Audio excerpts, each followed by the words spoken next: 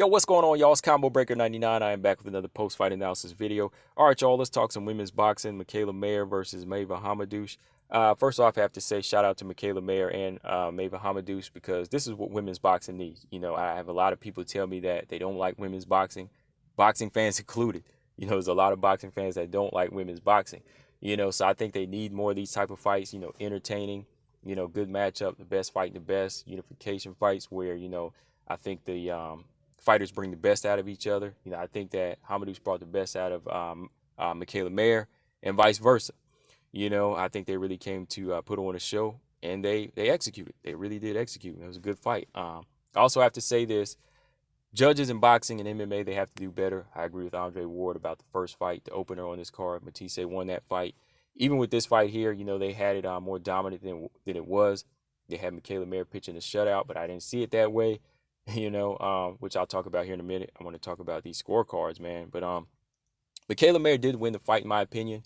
I think that Hamadouche gave her a tough fight, though. Hamadouche definitely made her earn the rounds that she won. But Hamadouche had a very strong first start. You have to acknowledge that. She was throwing high volume, landed some good shots, kind of stunning Mikaela Mayer here and there. Nothing too big, but Mikaela Mayer would come back with her own punches and stay in the fight. But there were times where Hamadouche was edging rounds out. But Mikaela Mayer, she came on stronger in the second half, and she was really having to earn each round with her attack. She had to box, she had to fight, she had to do a little bit of everything. But she stayed committed to a very good body attack. So shout out to Mikaela Mayer. She really does listen to her corner. Good boxing and body attack. Overall, like I said, the fight was very competitive, and Hamadouche came to fight. But that's the thing. Hamadouche came to fight while Mikaela Mayer, she came to fight and box.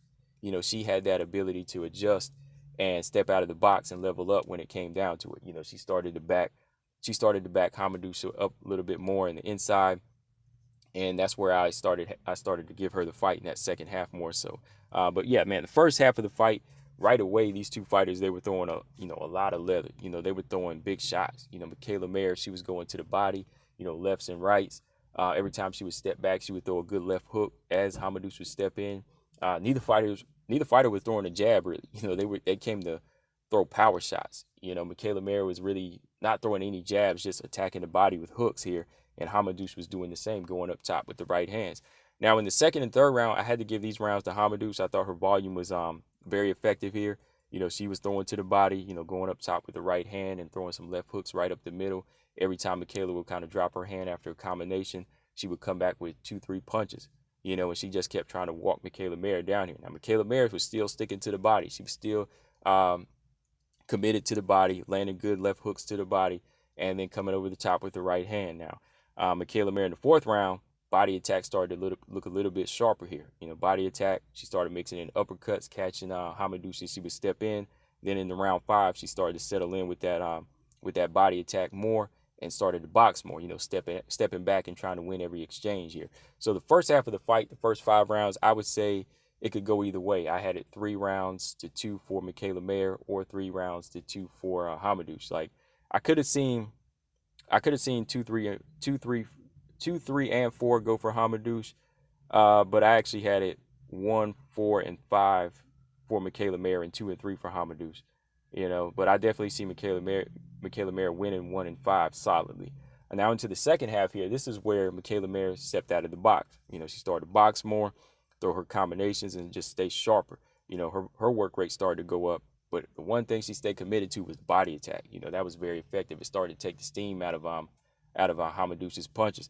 But Hamadouche never stopped. She never stopped. I'd say in round 8, the inside fighting from Mayer was looking a little bit more impressive. She would step in, throw 2 hooks, and she would kind of bump Hamadouche back with her shoulder. Step in, bop, bop, bop, land a couple of shots, and then give her the shoulder bump.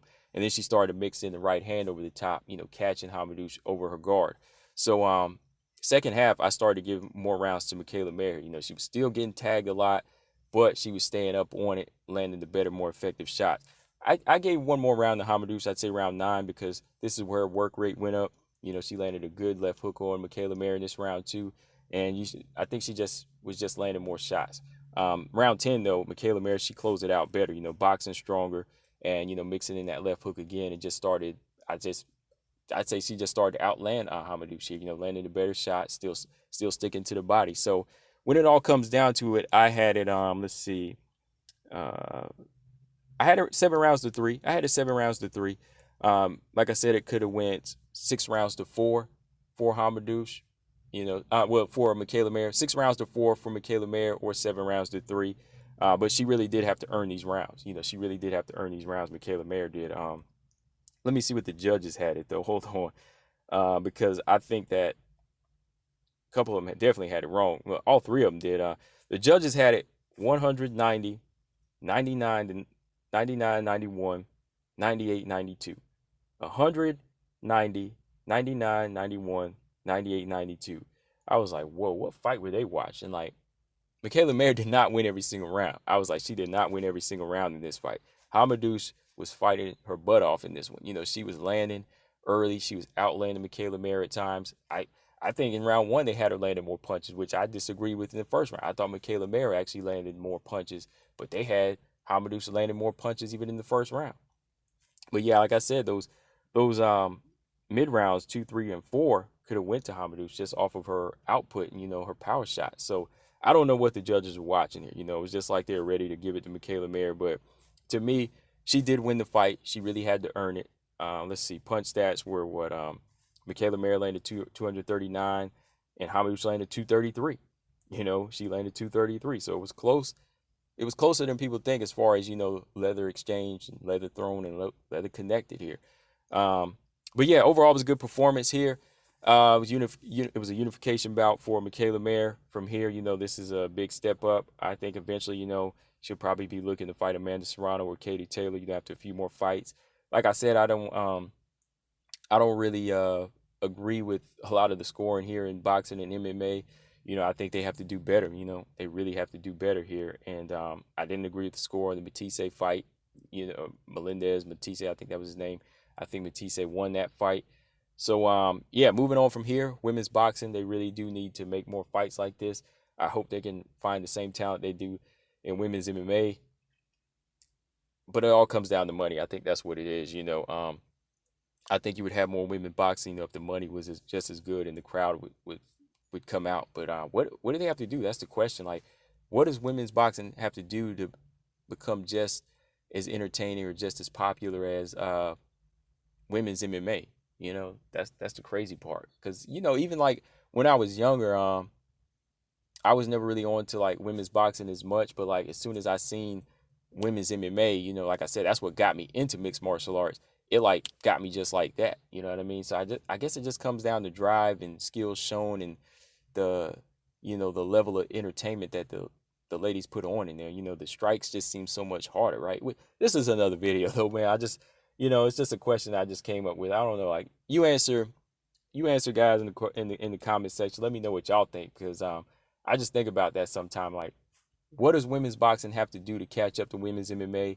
And what makes women's MMA more entertainment than women's boxing? That's the question. Is it because the rounds are longer? Is it because, the smaller gloves in women's MMA? You do get more damage and knockouts. And, is it because they get to use more tools? Is that what it is? I don't know.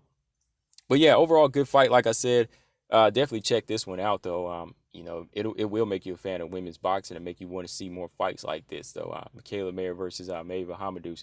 Yeah, again, shout out to both ladies. Yeah, answer those questions in the comment section. Combo Breaker 99. I'm out. Subscribe. Peace.